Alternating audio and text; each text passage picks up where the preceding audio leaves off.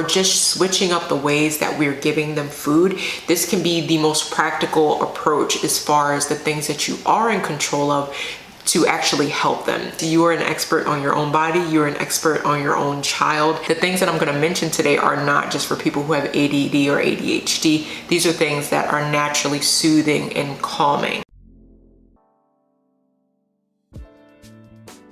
Welcome to the very first Wellness Wednesday. So I love doing these podcasts because these are an opportunity for me to just get to know some of the questions that you have about your health, your wellness, your nutrition. And as a nutritionist, I get a lot of questions in person and also emailed to me. I would love for you to submit any questions that you may have. If I can answer them or be of any kind of help, I would love to do that. Before we get started, I just wanted to say, as far as taking supplements or anything like that, always consult your doctor, your medical professional. And as always, if you have any concerns with your own wellness, go to your doctor. One of the questions that came in is, can you give nutrition advice for kids who have ADD, ADHD, food ingredients and things like that that may be helpful or maybe a hindrance? So I love this question because I can relate to this question.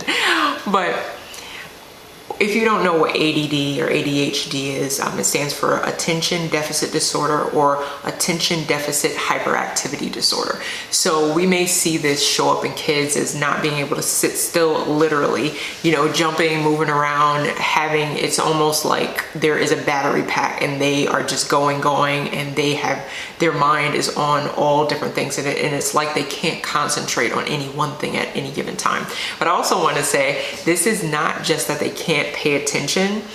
That's not always the case. It's more so that they can't tune out all the other things that they are trying to pay attention to all at once, especially if it's something that they consider boring or not challenging. It's kind of hard for them to sit still and or just take in that information that they're being taught. Okay, so when it comes to ADHD, there is a lack of dopamine. And dopamine is this neurotransmitter that's considered the reward center of the brain. But it also functions in driving motivation, in your mood, and in attention and focus. So people that have ADD or ADHD, this is an area that's actually a struggle for them. So this dopamine is not something that they're getting enough of. So many times they're reaching for things to do that for them. So that is going to be things that are interesting, things that are novel and brand new. So it may look like they switch tasks a lot, or it may look like they can't sit still because they're always looking for this input of dopamine. And sometimes they even do that through diet, which we will get to in a minute. And according to ADD Attitude magazine, so this is attitude.com, I'll link it below.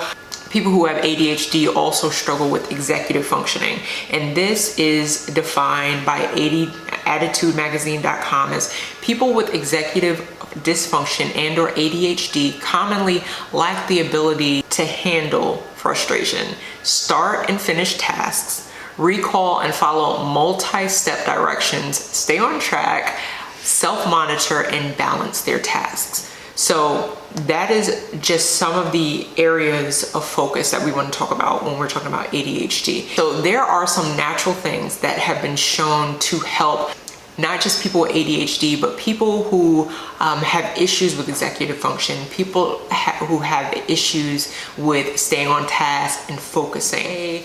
I'm going to share some natural things that I really like. One of the really cool things is that there are a lot of natural things that can be used to add to the diet that can possibly help attention. So I did a little digging and a little research, but I also have some personal experience with, this is the Kids Stress Relief Calm and Positive Mood, and this is Garden of Life brand. This is doctor formulated. It does have 4 grams of sugar per 2 gummies. However, this is something that is has been shown in animal studies to enhance cognitive function, to be a relaxing agent, to increase brain serotonin, dopamine, and GABA. And this is like my husband will even take these and he doesn't have ADD, and he notices that it gives a calming effect. So this is L-theanine, and this is a non-protein amino acid, and this is found in green tea. I've linked an article from the National Institute of Health on the benefits and function. It's also said to reduce stress, anxiety levels. It's not a sedative, but it may improve sleep, and it can promote relaxation and does not necessarily cause drowsiness. So when it comes to supplements, you always want to use caution. If you have any allergies, if you are taking any medications, you always want to follow that up with your doctor and your pharmacist.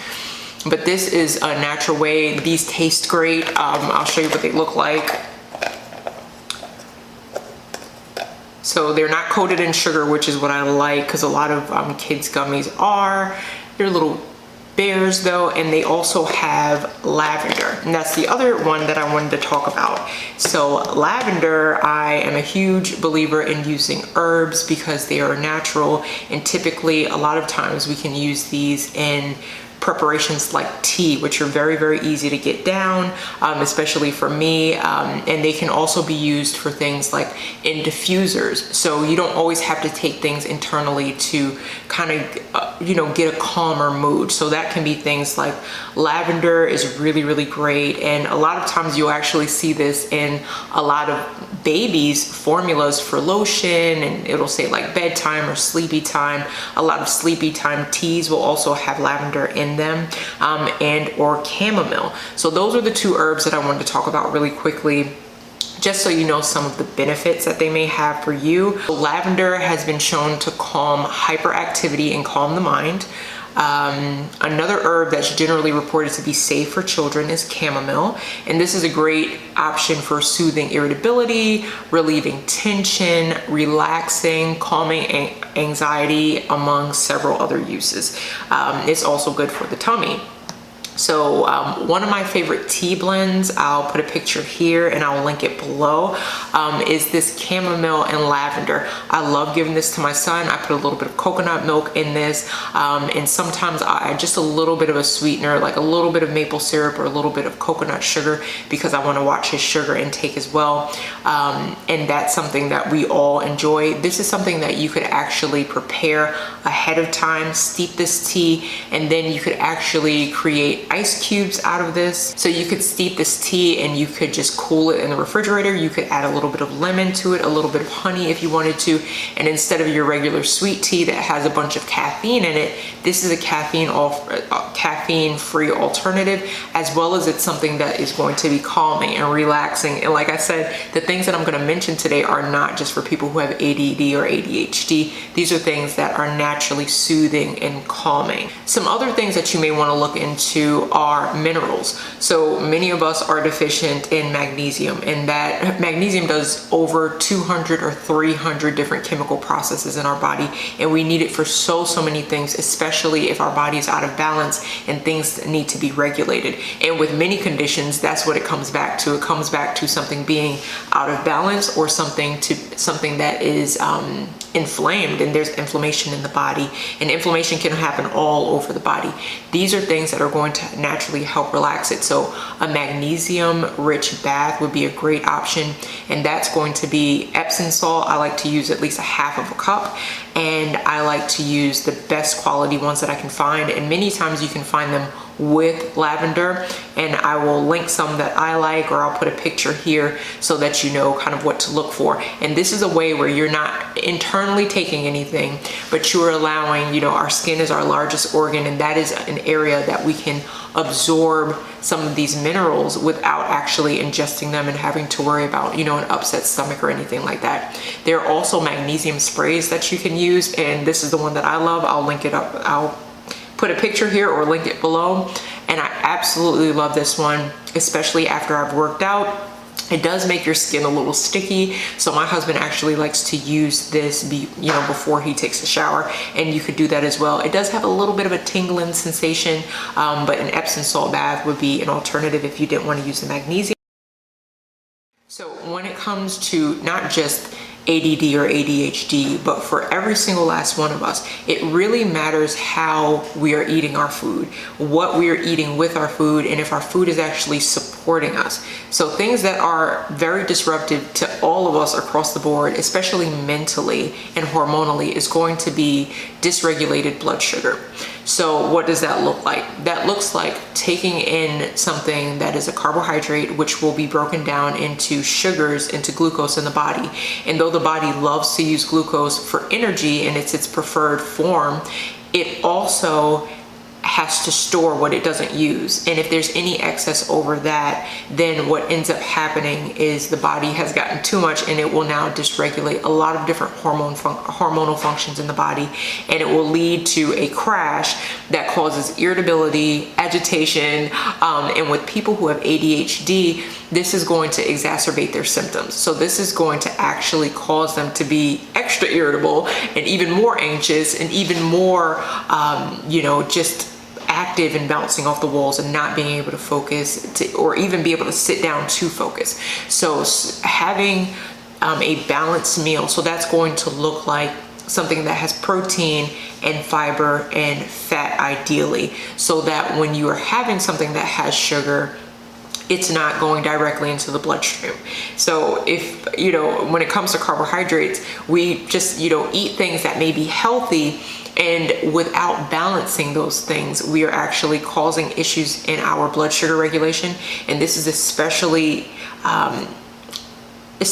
hard for people who have symptoms of ADD and ADHD, because they're already struggling to sit still, whether that's physically where you can see it with ADHD, or ADD where their mind is just going a million miles a minute. And I'm not saying if you think a lot and you can't turn your brain off that you have ADHD. That is something that a doctor has to diagnose. But I am saying that if we are already stressed out, it's harder to make decisions for every single last one of us, whether we have ADD, ADHD or not. So making sure that our blood sugar is regulated. One of the things that is really, really hard to do is to find things like cereals that are not packed with sugar, or to find things like, breakfast bars that are not packed with, a bunch of different chemicals and things like that. One of the things that I like to do, and I'll share a picture up here, is to have something like a protein box. So these are things that you can make ahead of time, and you also know that you're getting balanced nutrition here. So this can look like having a gluten-free muffin, or if you eat gluten, this can look like a healthy, non-processed, probably not packaged, carbohydrate. So something like a granola bar. I would definitely encourage you to consider making these yourself, or finding a really, really great brand that is low in sugar. Pairing that with something that is protein rich. I like to put 2 boiled eggs here. And then also packing, something that has healthy fat. So this can look like a small handful of almonds. This can look like some raw cashews. This can look like just a balance, and I'll show you a picture of what that looks like. This is one of the things that our family likes to do. And then for a healthy fat, that can be something like maybe hummus with some carrot sticks or cucumbers. I really like to use that as well. A little bit of salt and pepper, and you've got this protein box that's perfect to be portable. This can also double as lunch, and you can, instead of having that granola bar, you could put something else with that, and that can be something that is balancing the blood sugar, that's high in fiber or protein. If you eat dairy, that can be something like a grass-fed cheese. That can be, I can go on and on about the food portion, but I'll leave it right there. You want to eat balanced, starting the day with something like cereal or oatmeal. And though oatmeal may sound healthy, and it can be in context, if it's also paired with something that is packed with protein and fiber or a healthy fat with that also. So that is going to help blood sugar stay regulated, so that there's not this crazy rise and then this plummeting fall that is going to lead to a lot of agitation and extra anxiety. And this goes for all of us, not just those who have ADD and ADHD. Since someone who has ADHD struggles with dopamine. Dopamine is what gets released in our brain that makes us feel good. So if we're eating chocolate or if we're eating sugar, this is going to happen to each and every one of us. But it ends up being a vicious cycle for those who have ADHD, because they're seeking that reward and that pleasure signal. And then, if you're eating sugar because you want that dopamine kind of excitement, so that feeling of having a dopamine release, which is a really good feeling. And once that sugar wears off or that crash happens, you go seeking more sugar. So this is when a lot of times people who have ADHD will reach for more sugar or reach for more carbohydrates, which turn into sugar, so that they can get that feeling of pleasure that the dopamine that they're lacking and constantly seeking will give them. So as Stanford Health states, sugar crashes generally cause us to be incredibly distracted throughout the day, which leads to a lack of productivity and concentration, confusion, abnormal behavior, the inability to complete routine tasks. So this is just for anyone, not just someone who has ADHD. So imagine this perfect storm of events for someone who does have ADHD. This is going to exacerbate all the things that they're already struggling with, and the things that if your child has ADHD, you may be struggling with for them as well. So protein is one of the best ways to mitigate this blood sugar spike, because protein helps us to achieve satiety. So that means that we're satiated and we're not going to continue to reach for things to meet either our carbohydrate want. We're going to keep reaching for things that are going to spike our dopamine, because we feel satisfied and we have a small trickle of glucose as opposed to one that gets directly into our bloodstreams right away. According to Attitude magazine, we want to be careful of food dyes. Anyone wants to be careful of this anyways. I'm always saying this. So food dyes specifically mentioned here are red dye number 3, red dye number 40, and yellow dye number 5. So these are of particular concern for those who have ADHD, because these dyes increased hyperactivity, and for some children it worsens their symptoms. Speaking of yellow number 5, this can be found in so many packaged items. And if you're new here, I'm always talking about eating real whole food in its whole state, or whole food ingredient. I'm always talking about whole food ingredients. So yellow number 5 can be found in packaged goods. It can be found in the breading of chicken nuggets, which a lot of kids eat chicken nuggets, right? This can be found in jarred pickles, in frosting, in icing, in breakfast cereals, in bread products, in juices, in sodas, in gum, in candy, just to name a few. So the best way to avoid these things is to focus on real whole food. And when it comes to all packaged foods, I always say this: read the ingredients so you know what you're consuming and you know what your child is consuming. And I know, like, none of us are perfect here, and sometimes slip-ups are going to happen, and sometimes you're out and about and you're going to grab the quickest thing that you can possibly get, right? Just to put something in their bellies. I'm one of 7 kids. I understand. Sometimes you are just doing, not sometimes, you are doing the best that you can do. But as we know better, it's a lot easier to do better. And I am not an expert on any of this. You are an expert on your own body. You're an expert on your own child. And as we are, taking things out of their diet or putting things in, or just switching up the ways that we're giving them food, this can be the most practical approach as far as the things that you are in control of, to actually help them and to help them to focus better and to support their focus and their hyperactivity. And this is one of the best ways to do it, I believe, is a food first approach, to make sure that their bodies are getting everything that it needs to begin with in the manner that it needs to get them. So we don't constantly want to spike our blood sugar, regardless of who you are and regardless of what you may be, of what you may struggle with or not struggle with. None of us wants to constantly be jacking up our blood sugar and having these glucose spikes. If you have any questions for me, anything that I can shed a little bit of light on, I would be more than happy to. hello@styleandstewardship.com with the subject line pod questions. Until next time, your life matters, what you do with it matters, so what will you steward well? Peace.